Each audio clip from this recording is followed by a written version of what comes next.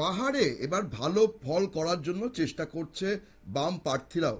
সেই জন্য তারা জনসংযোগ করছে, বাড়ি বাড়ি গিয়ে মানুষের সাথে কথা বলছে। সেই ছবি চোখে পড়লো 28 নম্বর শিলাছড়ি মনু বনকুল এলাকায়। সেখানকার বিভিন্ন বাড়িতে গিয়ে কথা বলতে দেখা গেল বাম মনোনীত সিপিএম প্রার্থী উচাতই মগকে।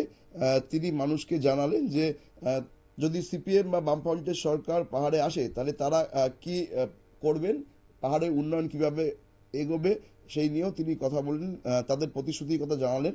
তাকে দেখা গেল চালিতা বনকুল অঞ্চলের বটতলি বাজার এবং লধুয়া এলাকায় জনসংযোগ করতে।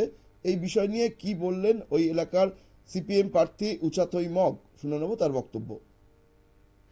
থেকে এলাকাতে ঘুরছি জলের থেকে সাবরুম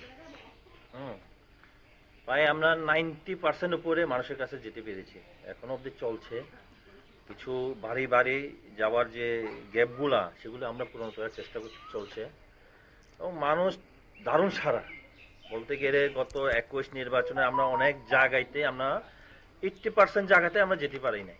এবার কিন্তু সেই ধরনের কোনো বাধা বা বিপত্তি, আবার কোনো কোনো জায়গাতে তীব্রমতা প্রোগ্রাম করতে পারছে না, বিজেপি তারা প্রোগ্রাম করতে পারছে না।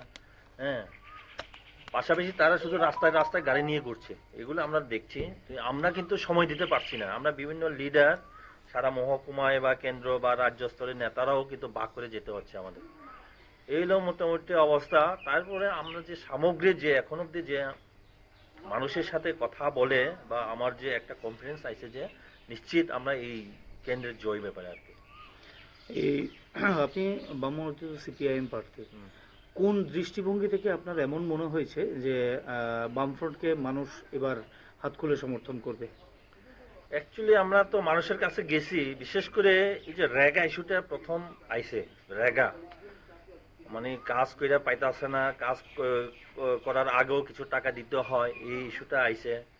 আবার বলছেন বামফ্রন্ট সরকার আমলে 80, 90, 100 দিন এরকম পেত, কিন্তু বর্তমান সময়ের মধ্যে তারা 20, 25, 30 দিন বেশি পায় না, এই বিষয়টা আইছে। 2 নাম্বার হইল দুর্নীতি।